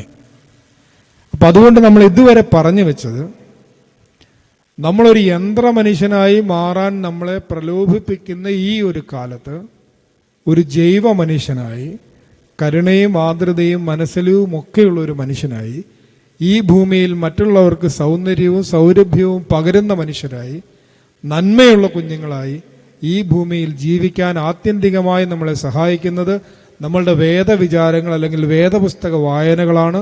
ആ വേദപുസ്തക വായനകളും ധ്യാനങ്ങളും നമ്മളെ എത്തിക്കുന്നത് ക്രിസ്തുവിലാണ്. ആ ക്രിസ്തു പരിചയമാണ് ജീവിതത്തിൻ്റെ എല്ലാ പ്രതിസന്ധികളെയും ധൈര്യപൂർവ്വം നേരിടാനായി നമ്മളെ സഹായിക്കുന്നത്. ഇനി എങ്ങനെയാണ് വേദപുസ്തകം പഠിക്കേണ്ടതെന്നും കൂടെ നോക്കിക്കഴിഞ്ഞാൽ നമ്മുടെ ഇന്നത്തെ രാവിലത്തെ പ്രഭാഷണം അവസാനിക്കുകയാണ്. ഇനി 20 മിനിറ്റും കൂടെ ഉള്ളൂ. എങ്ങനെയാണ് വേദപുസ്തകം പഠിക്കേണ്ടതെന്ന് പറഞ്ഞു കഴിയുമ്പോൾ തീരുവാണ്. അതിന് നമ്മളെ സഹായിക്കുന്നത് 5-ാം നൂറ്റാണ്ടിൽ ജീവിച്ചിരുന്ന സെയിന്റ് ജോൺ ക്രിസോസ്റ്റം എന്ന് പറയുന്ന ഒരു പിതാവാണ്. സ്വർണ്ണനാവുകാരനായ മാർ ഈവാനിയൂസ് എന്നാണ് അദ്ദേഹത്തിന്റെ പേര്. സ്വർണ്ണനാവുകാരനായ മാർ ഈവാനിയൂസ് അദ്ദേഹം നല്ല ശമരിയാക്കാരൻ്റെ ഉപമയെക്കുറിച്ചൊരു വ്യാഖ്യാനം എഴുതിയിട്ടുണ്ട്. നമ്മൾ സാധാരണ പഠിക്കുന്നതിനേക്കാൾ കുറെ കൂടി വ്യത്യസ്തമായിട്ടാണ് അദ്ദേഹം പഠിപ്പിക്കുന്നത്. വേദപുസ്തകം പഠിക്കേണ്ടത് സഭ പഠിപ്പിക്കുന്ന വെളിച്ചത്തിലായിരിക്കണമെന്ന് പറയുന്നതിൻ്റെ അടിസ്ഥാന കാരണവും ഇത് തന്നെയാണ്. തന്നെ വായിച്ചാൽ നമുക്ക് ചില കാര്യങ്ങൾ മനസ്സിലാവും. പക്ഷെ സഭ പഠിപ്പിക്കുന്ന രീതിയിൽ പഠിപ്പിച്ചാൽ, എത്യോപ്യക്കാരൻ ഷണ്ണനെ ആരാ വേദപുസ്തകം പഠിപ്പിച്ചേ? അവനാ തേരയിലിരുന്ന് വേദപുസ്തകം വായിച്ചിട്ടെങ്കിൽ അവന് മനസ്സിലാവുന്നില്ല. കുറേയൊക്കെ മനസ്സിലായി, പക്ഷെ ശരിക്കും മനസ്സിലായില്ല. പിന്നെ ആരാ രഥത്തെ കൂടെ പോയി പഠിപ്പിച്ചേ? പീലിപ്പോസ്. കറക്റ്റാണ്. നമ്മുടെ പിള്ളേരെല്ലാം വേദപുസ്തകം വായിക്കുന്നുണ്ട്. പീലിപ്പോസാണ്. അപ്പൊ ഈ പീലിപ്പോസ് സഭയുടെ പ്രതീകമായിട്ടാണ് നിൽക്കുന്നത് അവിടെ. സഭ എങ്ങനെയാണ് വേദപുസ്തകം പഠിപ്പിക്കുന്നത്? ഇപ്പം നല്ല ശമരിയാക്കാരൻ്റെ ഉപമ വായിക്കുമ്പോൾ നമുക്ക് ആദ്യം വേണമെങ്കിൽ ഈ സഭ പഠിപ്പിക്കുന്ന രീതിയിലല്ലാതെ ഇപ്പോഴത്തെ രീതിയിലൊന്ന് വ്യാഖ്യാനിക്കാം. ശമരിയാക്കാരൻ്റെ ഉപമ എന്ന് പറഞ്ഞാൽ, ഒരാൾ ഒരു സ്ഥലത്ത് നിന്ന് വേറൊരു സ്ഥലത്തേക്ക്, യെരൂശലേമിൽ നിന്ന് എരിഹോവിലേക്ക് പോകുന്നു. കൊള്ളക്കാരവനെ ആക്രമിക്കുന്നു, അവൻ്റെ വസ്ത്രം മുഴുവൻ കീറിക്കളയുന്നു, അവനെ പാതി വഴിയിൽ ഉപേക്ഷിക്കുന്നു. അതുവഴി ഒരു ലേവ്യൻ പോയി, പിന്നെ പുരോഹിതൻ പോയി, ആരും അവനെ നോക്കിയില്ല. അത് കഴിഞ്ഞിട്ട് ശമരിയാക്കാരൻ വരുന്നു, അവൻ്റെ മുറിവ് വെച്ച് കെട്ടി അവനെ ഒരു സത്രത്തിലാക്കി. നമ്മളൊരു കഥ തുടങ്ങിയത് സത്രക്കാരൻ്റെ കഥ പറഞ്ഞിട്ടാണ്, അവസാനിക്കുന്നതും സത്രത്തിൻ്റെ കഥ പറഞ്ഞിട്ടാണ്. അവനെ സത്രത്തിലാക്കി. എന്നിട്ട് അവരോട് എന്താ പറഞ്ഞ? സത്രക്കാരനോട്, ഞാൻ ഇനി വരുന്നത് വരെ ഇവനെ ഇവിടെ നോയിക്കോണമെന്ന് പറഞ്ഞിട്ട് എത്ര പൈസ കൊടുത്തു? 2 പണം കൊടുത്തു അല്ലേ? ഇതാണ് കഥ. സാധാരണഗതിയിൽ നമുക്കിതിനെ എങ്ങനെയാണ് വ്യാഖ്യാനിക്കാൻ പറ്റുക? നമുക്ക് വ്യാഖ്യാനിക്കാൻ പറ്റുന്നത്, ഈ കഥയിൽ മനുഷ്യരുടെ വ്യത്യസ്തങ്ങളായ മാനസികാവസ്ഥകളുണ്ട് എന്ന് വേണേൽ പറയാം. അതായത് ഒരു മനുഷ്യൻ യെരുശലേമിൽ നിന്ന് യെരിഹോവിലേക്ക് പോകുന്നു. അവനെ ആദ്യം സമീപിക്കുന്ന ആരാ? കൊള്ളക്കാരാ. അവരുടെ മാനസികാവസ്ഥ എന്താണ്? നിന്റേതെല്ലാം എന്റേത്. മനസ്സിലായോ? ഏത് കൊള്ളക്കാരൻ്റെ മാനസികാവസ്ഥ എന്തുവാ? ഒരുത്തിനെ കാണുമ്പോൾ നിന്റേതെല്ലാം എന്റേത്. അത് കഴിഞ്ഞ് രണ്ടാമത് അതുവഴി മനുഷ്യന്റെ അടുത്തൂടെ പോയത് ആരാ? ലേവ്യരും പുരോഹിതനുമാണ്. 2 കൂട്ടരെ ഒന്നിച്ചെടുക്കാം, കാരണം ഒരുപോലല്ലേ, ഒന്നും ചെയ്തില്ലല്ലോ. ആ 2 കൂട്ടരുടെയും മാനസികാവസ്ഥ എന്താണ്? എന്റേതെല്ലാം എന്റേതും നിന്റേതെല്ലാം നിന്റേതും. എൻ്റെ സമയവും എൻ്റെ പൈസയും എൻ്റേതും, നിന്റെ വീഴ്ചയും നിന്റെ മുറിവുമെല്ലാം നിന്റേതും, അല്ലേ? ഇനി മൂന്നാമത് വന്ന ശമരിയക്കാരൻ്റെ മാനസികാവസ്ഥ എന്താ? എൻ്റെ എല്ലാം നിനക്കൊരാവശ്യം വരുമ്പോൾ എൻ്റെ എല്ലാം നിന്റേത്. ഇങ്ങനെ വേണമെങ്കിൽ നമുക്ക് ഈ വേദപുസ്തകത്തെ അങ്ങ് വ്യാഖ്യാനിക്കാം. ഇങ്ങനെ അല്ലാതൊരു വ്യാഖ്യാനം ഉണ്ടെന്നാണ് ഈ പിതാവ് 5-ാം നൂറ്റാണ്ടിൽ 1500 വർഷം മുമ്പ് പഠിപ്പിക്കുന്നത്. അദ്ദേഹം എന്താ പറയുന്നതെന്ന് അറിയാമോ? യെരുശലേമിൽ നിന്ന് യെരിഹോവിലേക്ക് പോകുന്ന മനുഷ്യൻ എന്ന് പറഞ്ഞാൽ ആദാമാണ്. ടോട്ടൽ ഹ്യൂമാനിറ്റിയുടെ റെപ്രസെന്റേറ്റീവാണ്. സകല മാനവരാശിയുടെയും പ്രതീകമായ ആദ്യ മനുഷ്യനായ ആദാം. അവൻ യാത്ര ആരംഭിക്കുന്നത് സ്വർഗീയ യെരുശലേമായ ഏദൻ തോട്ടത്തിൽ നിന്നാണ്. ഏദൻ തോട്ടത്തിൽ യാത്ര ആരംഭിക്കുന്ന രക്ഷാകരമായ ജീവിതം ആരംഭിക്കുന്ന ആദാം തൻ്റെ ആഗ്രഹങ്ങളാകുന്ന യെരിഹോവിലേക്ക് ഒന്ന് താഴ്ന്നു. യെരുശലേം ഉയർന്ന സ്ഥലവും യെരിഹോ ജോഗ്രഫിക്കലി താഴ്ന്ന സ്ഥലവും ഒക്കെ നമ്മൾ പഠിച്ചിട്ടുണ്ട്. ഞാനും പോയിട്ടില്ല, തിരുമേനിക്കറിയാതെ. കറക്റ്റാ. അപ്പോ ഉയർന്ന സ്ഥലത്ത് നിന്ന് താഴ്ന്ന സ്ഥലത്തേക്ക് അവന്റെ വിചാരം ഒന്ന് മാറി. തോട്ട്സ് ആർ ദ തീവ്സ് എന്നാ പറയുക. ചിന്തകളാണ് കൊള്ളക്കാർ. ഇപ്പൊ നിങ്ങൾ ഇവിടെ ഇരിപ്പുണ്ടല്ലോ 1 മണിക്കൂറായിട്ടല്ലേ? 1 മണിക്കൂറായിട്ട് നിങ്ങൾ ഇവിടെ ഇരിപ്പുണ്ട്. പക്ഷെ നിങ്ങൾ ഇവിടെ ഇരിപ്പില്ല. നിങ്ങളിൽ ചിലർ ഇരിപ്പില്ല. കൊല്ലത്തിന് പോയിട്ട് വന്നവന്മാർ ഇതിനകത്ത് ഇരിപ്പില്ലേ? തിരുവനന്തപുരത്തിന് പോയി, മലപ്പുറത്തിന് പോയി ഇല്ലേ, കോഴിക്കോടിന് പോയവരൊക്കെ ഇതിനിടയ്ക്ക് ഇരിപ്പില്ലേ? ഇടയ്ക്ക് വീട് വരെ ഒന്നും പോയില്ലായിരുന്നോ? ക്ലാസ് വരെയൊക്കെ ഒന്നും പോയില്ലായിരുന്നു മനസ്സുകൊണ്ട്? ഇല്ല, ആ വണ്ടി വന്നപ്പോൾ ഫുഡിന്റെ പുറകിലൊന്നും പോയില്ലായിരുന്നോ? പോയി. നമ്മൾ പക്ഷെ ഇവിടെ ഇരിപ്പുണ്ട് താനും. Thoughts are the thieves. ചിന്തകളാണ് കൊള്ളക്കാര്. ഈ ചിന്ത പിടിച്ചു നിർത്താനുള്ള ഒരു എളുപ്പവഴി പറഞ്ഞു തരട്ടെ? ശ്രദ്ധിച്ചു കേട്ടോണം, ഒറ്റ പ്രാവശ്യം പറയത്തുള്ളൂ. കൈയും കാലും കണ്ണും കാതും കൊണ്ട് പിടിച്ചു നിർത്തണം. കണ്ണും കാതും മനസ്സുകൊണ്ട് പിടിച്ചു നിർത്തണം. മനസ്സ് ഈശ്വര വിചാരം കൊണ്ട് പിടിച്ചു നിർത്തണം. കിട്ടിയോ? കിട്ടിയോ? കിട്ടിയോ? ഇല്ലയോ? ഇല്ല. അതാണ്.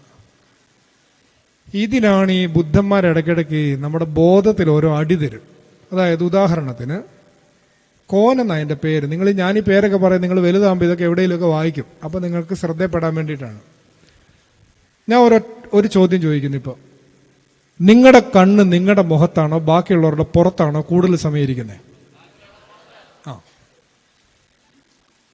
നിങ്ങളുടെ കണ്ണ് നിങ്ങളുടെ മുഖത്തിരിക്കാൻ പഠിക്കലാണ് യഥാർത്ഥത്തിൽ മനസ്സുറപ്പെന്ന് പറയുന്നത്. മനസ്സിലായോ? അത് കിട്ടണമെങ്കിൽ കൈയും കാലും കണ്ണും കാതും കൊണ്ട് നിയന്ത്രിക്കണം. മനസ്സിലായോ? കണ്ണ് പോകുന്നിടത്തോട്ടാണ് കാല് പോവുള്ളൂ. ആവശ്യമില്ലാത്തത് കേൾക്കുന്നിടത്തോട്ടാണ് നമ്മൾ കൈയും കാലും കൊണ്ട് പോകുന്നത്. മനസ്സിലായോ? അപ്പൊ കണ്ണും കാതും നിയന്ത്രിച്ചാൽ കൈയും കാലും നിയന്ത്രിക്കാം. അപ്പൊ ഈ കണ്ണും കാതും നിയന്ത്രിക്കാൻ പറ്റുമോ?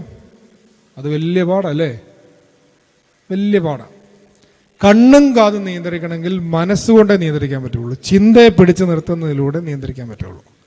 ആ ചിന്തയെ പിടിച്ചു നിർത്തണമെന്നുണ്ടെങ്കിൽ ചിന്ത എവിടെയെങ്കിലും കെട്ടിയിടണമല്ലോ. എവിടെ കെട്ടിയിടുക? ഈശ്വര വിചാരം, ദൈവ വിചാരത്തിൽ കെട്ടിയിടണം. അതിനാണ് ജീസസ് പ്രേയർ പോലെയുള്ള പ്രാർത്ഥനകളൊക്കെ നമ്മളെ പരിശീലിപ്പിക്കുന്നത്. നമ്മുടെ പാരമ്പര്യത്തിൽ കുരിയേലായിസോൻ എന്നുള്ള പ്രാർത്ഥനയൊക്കെ കേട്ടിട്ടില്ലേ? ആവർത്തിച്ച് ഇങ്ങനെ ചൊല്ലിക്കൊണ്ടേയിരിക്കുക. അപ്പം മറ്റു പല വിചാരങ്ങളിൽ നിന്ന് നമ്മളെ ഇങ്ങനെ രക്ഷിക്കും. ഇപ്പോൾ ഉദാഹരണത്തിന് ഒരു വലിയ തടാകം, ഒരു ലേക്കിൻ്റെ അവിടെ പോയി നിൽക്കുക. പെട്ടെന്നൊരു മഴ പെയ്യുന്നു. മഴ പെയ്തപ്പോൾ നിങ്ങൾ ആ തടാകത്തിൽ നോക്കുമ്പോൾ ഓരോ തുള്ളി വെള്ളം വീഴുന്നിടത്തും ഓരോ ഫ്രീക്വൻസി ലെവൽ കാണത്തില്ലേ? ഇങ്ങനെ വട്ടത്തി വട്ടത്തി കറങ്ങത്തില്ലേ? നിങ്ങളൊരു വലിയ കല്ലെടുത്ത് ആ കുളത്തിൻ്റെ നടുക്കോട്ടെറിയുക, ഒരു വലിയ തരംഗ ദൈർഘ്യം അവിടെ ഉണ്ടാവും, ഫ്രീക്വൻസി ഉണ്ടാവും അല്ലേ?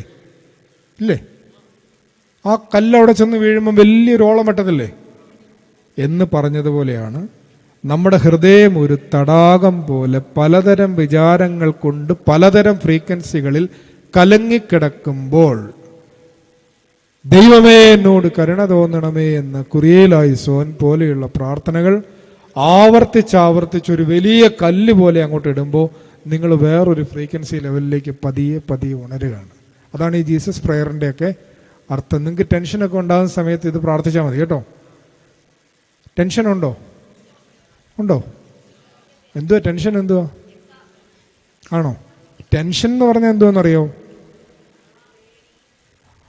അത് ഈ ടെൻസുമായിട്ട് ബന്ധപ്പെട്ട് ഈ കാര്യം അറിഞ്ഞാൽ മതി. മുറിയിലൊരു പാറ്റ ഉണ്ടെങ്കിൽ ആ പാറ്റയെ തല്ലിക്കൊന്നാൽ നിങ്ങളുടെ പ്രശ്നം തീരത്തില്ലേ? പാറ്റ ഉള്ളിടത്തോളം കാലമാണല്ലോ നമ്മുടെ പേടി നിൽക്കുന്നത്, ടെൻഷൻ നിൽക്കുന്നത്. പാറ്റയെ കൊന്നു കഴിഞ്ഞാൽ പ്രശ്നം തീരുന്നു. അപ്പോൾ ജീവിതത്തിൽ എന്തിനോട് പേടിയുണ്ടെങ്കിലും ആ പേടിയുള്ള സംഗതി അവസാനിപ്പിച്ചാൽ മതി. ടെൻഷൻ പേടിയാണെങ്കിൽ ടെൻഷൻ എന്നറിഞ്ഞാൽ മതി. ടെൻഷൻ ടെൻസുമായിട്ട് ബന്ധപ്പെട്ടാ കേട്ടോ. ഗുരു നിത്യ ചൈതന്യം എതിയെന്ന് കേട്ടിട്ടുണ്ടോ? ഉണ്ടോ? ഇല്ല, കേൾക്കണം. അപ്പൊ ഗുരു നിത്യ പറഞ്ഞതാണ് ടെൻഷൻ എന്തുവാണ്, ടെൻസുമായിട്ട് ബന്ധപ്പെട്ടതാണ്. ടെൻസ് എത്ര എണ്ണം ഉണ്ട്? Past, present, future. അപ്പൊ നിങ്ങൾ ഈ വെള്ളിയാഴ്ച ഇവിടുന്ന് സ്കൂളിൽ നിന്ന് പോന്നപ്പോൾ നിങ്ങൾക്ക് ടീച്ചർ ഒരു ഹോംവർക്ക് തന്നിട്ടുണ്ടായിരുന്നു എന്നങ്ങ് വിചാരിച്ചടാ, ക്ഷമിക്കടാ എന്നോട്. അങ്ങനെ അങ്ങ് വിചാരിക്കേ. അപ്പോൾ ടീച്ചർ ഒരു ഹോംവർക്ക് തന്നിട്ടുണ്ടായിരുന്നു. അതേത് ടെൻസാ? പാസ്റ്റാണ്. നമ്മൾ ക്യാമ്പിന് പോകുന്നു, വർത്താനമൊക്കെ പറഞ്ഞ് ഇവിടെ കളിച്ച് ചിരിച്ച് ഭക്ഷണമൊക്കെ കഴിച്ച് തിരിച്ച് വീട്ടിൽ പോയി. വീട്ടിലൊക്കെ ചെന്നിപ്പോൾ ഇത് ഏത് ടെൻസാ? ഇപ്പം പ്രസന്റ്. ഇത് കഴിഞ്ഞ് നമ്മൾ ബുധനാഴ്ച ബുധനാഴ്ചയല്ലേ ഇനി ക്ലാസ് തുടങ്ങുന്നത്? വ്യാഴാഴ്ച. അപ്പോൾ വ്യാഴാഴ്ച രാവിലെ നമ്മൾ അങ്ങോട്ട് പോവാണ് ക്ലാസ്. വ്യാഴാഴ്ച രാവിലെ ആയി കേട്ടോ, അന്നേരത്തെ പ്രസന്റാന്ന് ചോദിക്കാം. വ്യാഴാഴ്ച ക്ലാസ്സിലോട്ട് പോകാൻ ബസ്സിലോട്ട് കയറിയപ്പോഴാണ് ഓർക്കുന്നേ, വെള്ളിയാഴ്ച ഒരു ഹോംവർക്ക് തന്നിട്ടുണ്ടായിരുന്നു. അപ്പോൾ ഈ വ്യാഴാഴ്ച രാവിലത്തെ പ്രസന്റ് ടെൻസിലോട്ട് ഏത് ടെൻസ് കയറി വന്നു? പാസ്റ്റ് ടെൻസ് കയറി വന്നു. പാസ്റ്റ് ടെൻസ് മാത്രമല്ല അപ്പോൾ കയറി വരുന്നത്, ഇത് ചെയ്യാതെ സ്കൂളിലോട്ട് ചെന്നാൽ അപ്പോൾ ഫ്യൂച്ചർ ടെൻസും കൂടെ എങ്ങോട്ട് കയറി വന്നു? പ്രസന്റ് ടെൻസ് വന്നു. ഒരു ടെൻസ് നിൽക്കുന്നിടത്ത് 3 ടെൻസ് വന്നാൽ ടെൻസ്ഡ് ആവത്തില്ലേ? അതാ ടെൻഷൻ. മനസ്സിലായില്ലേ? ഇപ്പം നിങ്ങളിപ്പോൾ ഒരു 5 പേര് ഇവിടെ മര്യാദ ഇരിക്കേണ്ടിടത്ത് ഒരു 10 പേരെ കുത്തിയിരുത്തിയാൽ നിങ്ങൾക്ക് ആകെ പ്രശ്നമായില്ലേ? ടെൻസ്ഡ് ആയില്ലേ എന്ന് പറഞ്ഞ പോലെയേ ഉള്ളൂ. Present is the present of God. ഈ നിമിഷം ജീവിക്കാൻ നമുക്ക് പറ്റുമ്പോഴാണ് യഥാർത്ഥത്തിൽ മനസ്സ് നമ്മളെ കൊള്ളയടിക്കാത്തത്, ചിന്തകൾ നമ്മളെ കൊള്ളയടിക്കാത്തത്. Thoughts are the thieves. ഇപ്പം ഇവിടെ പ്രസംഗം നടക്കുമ്പോൾ പ്രസംഗം മാത്രം കേൾക്കണം. വേദപുസ്തകം വായിക്കുമ്പോൾ വേദപുസ്തകം മാത്രം വായിക്കണം. പ്രാർത്ഥിക്കുമ്പോൾ പ്രാർത്ഥിക്കുക മാത്രം ചെയ്യണം. പഠിക്കുമ്പോൾ പഠിക്കുക മാത്രം ചെയ്യണം. കളിക്കുമ്പോൾ കളിക്കുക മാത്രം ചെയ്യണം. ആ ശ്രദ്ധയാണ് നിങ്ങളുടെ റിസൾട്ടിനെ സാധാരണയുള്ളതിൽ നിന്ന് കുറേ കൂടി ഉയരത്തിലും ആഴത്തിലും എത്തിക്കുന്നത്. നമ്മൾ ഈ ഒരേ സമയം പല കാര്യം ചെയ്യുന്നതുകൊണ്ടാണ് നമ്മുടെ റിസൾട്ട് മോശമായി പോകുന്നത്. എല്ലാ കാര്യത്തിലും, പരീക്ഷയുടെ മാത്രമല്ല ജീവിതത്തിൻ്റെ റിസൾട്ട് മോശമായി പോകുന്നത് കൊണ്ടാണ്.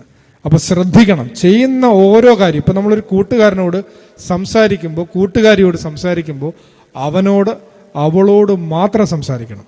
അവൾ പറയുന്നത് മുഴുവൻ ശ്രദ്ധിക്കാൻ, അവൻ പറയുന്നത് മുഴുവൻ ശ്രദ്ധിക്കാൻ നമുക്ക് പറ്റണം. അപ്പോഴാണ് നമ്മുടെ ബന്ധങ്ങൾ കുറെ കൂടി ആഴമുള്ളതാവുന്നത്. ഇത് ശ്രദ്ധിക്കാത്തത് കൊണ്ടാണ് ആൾക്കാർ 19 വയസ്സ് വരെ ജീവിച്ചു കഴിയുമ്പോഴും വല്യപ്പച്ചൻ വല്യമ്മച്ചിയോട് പറയും, നീ പറയുന്നൊന്നും എനിക്ക് മനസ്സിലാവുന്നില്ലെന്ന് പറയും. മനസ്സിലായില്ലേ? മനസ്സിലാവാത്തതിൻ്റെ കാര്യം എന്നാ? നമ്മുടെ ബന്ധങ്ങൾ ആഴപ്പെടാത്തതിൻ്റെ കാരണം ഈ ശ്രദ്ധയില്ലായ്മ നമ്മൾ ചെയ്യുന്ന കാര്യത്തിൽ. അപ്പോൾ തോട്ട്സ് ആർ ദ തീവ്സ് എന്ന് പറഞ്ഞാൽ ചിന്തകളാണ് കൊള്ളക്കാർ. നമ്മൾ സെന്റ് ജോൺ ക്രിസോസ്റ്റത്തിന്റെ നല്ല ശമരിയാക്കാരൻ്റെ ഉപമയിലെ കൊള്ളക്കാരാരാണെന്നാണ് പറയുന്നത്. ഉയർന്ന സ്ഥലത്തിരുന്ന ആദമിനെ താഴ്ന്ന സ്ഥലത്തേക്ക് വലിച്ചിട്ടു, അവൻ്റെ വസ്ത്രം വലിച്ചു കീറി. ഏത് വസ്ത്രം അവനുണ്ടായിരുന്നത്?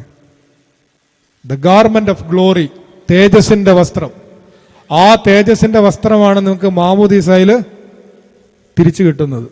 മാമോദീസ കൂദാശയിൽ ഗാർമെന്റ് ഓഫ് ഗ്ലോറി, അനശ്വരമായ തേജസ്സിന്റെ വസ്ത്രമാണ് നമ്മളെ അണിയിക്കുന്നത്. പുട്ട് ഓൺ ക്രൈസ്റ്റ് എന്ന് പറയുമ്പോൾ ക്രിസ്തുവിനെ വീണ്ടും ധരിപ്പിക്കുക എന്ന് പറയുന്നത് അതിന്റെ പ്രതീകമായിട്ടാണ് നമ്മൾ ആ വെള്ള വസ്ത്രമൊക്കെ അണിഞ്ഞ് മാമോദീസ കഴിഞ്ഞ് പിള്ളേരെയൊക്കെ എടുത്ത് നിർത്തിയിരിക്കുന്നത്.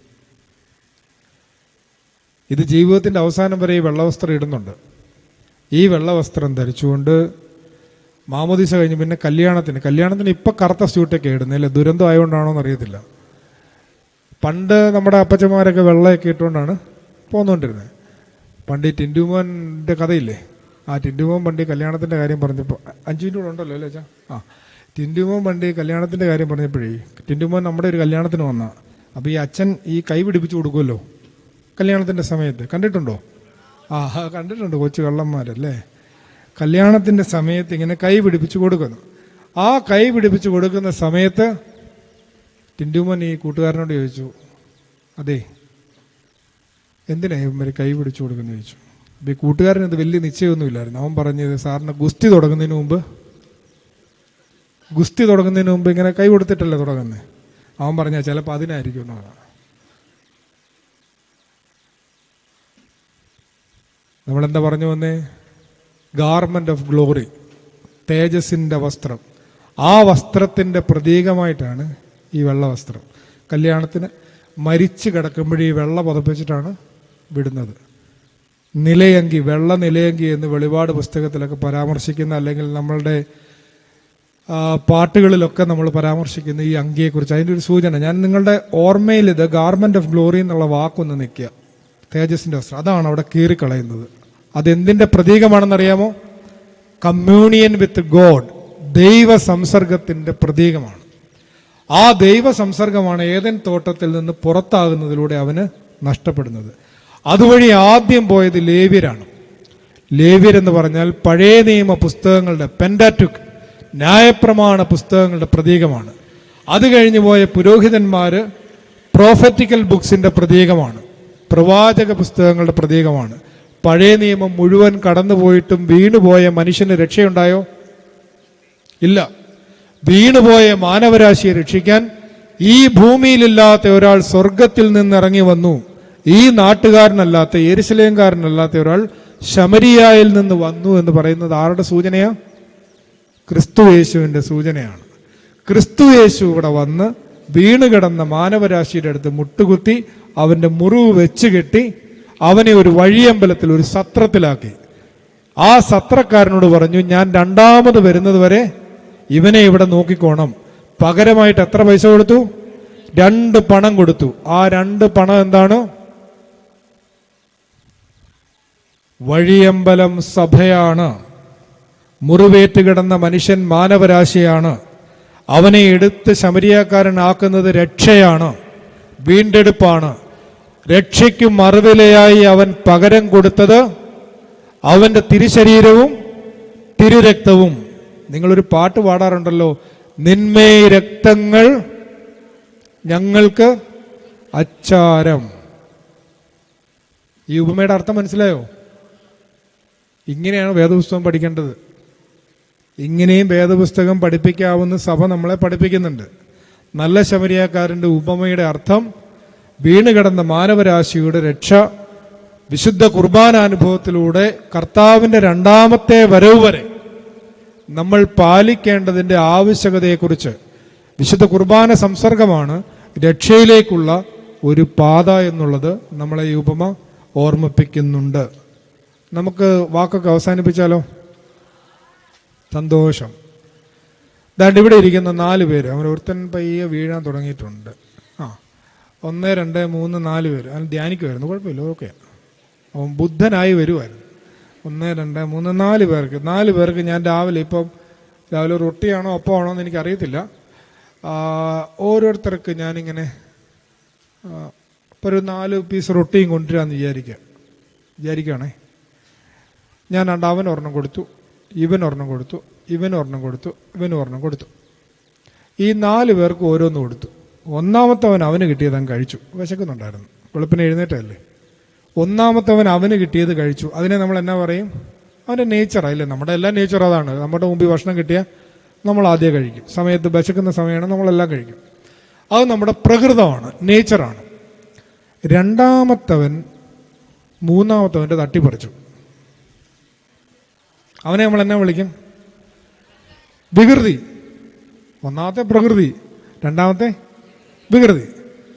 അപ്പം നാലാമത്തവൻ നോക്കിയപ്പോൾ മൂന്നാമത്തവൻ്റെ കയ്യിൽ ഇല്ലല്ലോ, രണ്ടാമത്തവൻ കൊണ്ടുപോയല്ലോ. അപ്പം നാലാമത്തവൻ എന്നെ ചെയ്തു? അവൻ്റെ കയ്യിലുണ്ടായിരുന്ന ആ റൊട്ടി പകുതി മുറിച്ച് മൂന്നാമത്തവന് കൊടുത്തു. അവനെ നമ്മൾ എന്നെ വിളിക്കും? സുഹൃതം. ഒന്നാമത്തെ പ്രകൃതം, രണ്ടാമത്തെ വികൃതം, മൂന്നാമത്തെ നിങ്ങളുടെ ആ ബോർഡിൽ എന്ത് എഴുതിയിരിക്കുന്ന? ആരാധനാ പഠനം, സുഹൃത ജീവിതം. ആ സാധനം ഇത്. ഇല്ലാത്തവന് കൊടുക്കാൻ പഠിക്കണം, ഇല്ലാത്തവന് കൊടുക്കാൻ പഠിക്കണം.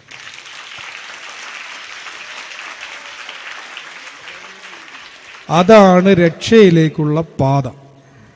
രക്ഷയിലേക്കുള്ള പാത അതാണ് നമ്മൾ ആദ്യമേ പറഞ്ഞു വെച്ചത്. കരുണ എന്ന വാക്കുകൊണ്ട് മനസ്സിലായോ? കരുണയുണ്ടെങ്കിൽ മാത്രമേ സുഹൃത ജീവിതം നയിക്കാൻ നമുക്ക് പറ്റുള്ളൂ. അപ്പോൾ വേദപുസ്തകം പഠിക്കുന്നത് എങ്ങനെയാണ് നമ്മൾ പഠിച്ചു. വേദപുസ്തകം പഠിക്കുന്നത് കൊണ്ടുള്ള പ്രയോജനം എന്താണെന്നും പഠിച്ചു. ഇനി ഇതിൽ കൂടുതൽ ഇപ്പം നമുക്ക് ഈ 1 മണിക്കൂർ കൊണ്ട് പഠിക്കാനൊന്നും ഇല്ല. നിങ്ങളുടെ എല്ലാവരുടെയും നല്ല ശ്രദ്ധയ്ക്ക് പ്രത്യേകം നന്ദി. ഒരു കാര്യം കൂടെ പറയാം. നോമ്പ് നോക്കണം, പ്രാർത്ഥിക്കണം, ഉപവസിക്കാൻ പറ്റുന്നവർ ഉപവസിക്കണം, കുമ്പിട്ട് നമസ്കരിക്കണം. അങ്ങനെയാണ് ഈ സഭ മേൽക്കുമേൽ ഐശ്വര്യം പ്രാപിക്കുന്നത്. നിങ്ങളിലാണ് നമ്മുടെ എല്ലാം പ്രതീക്ഷ.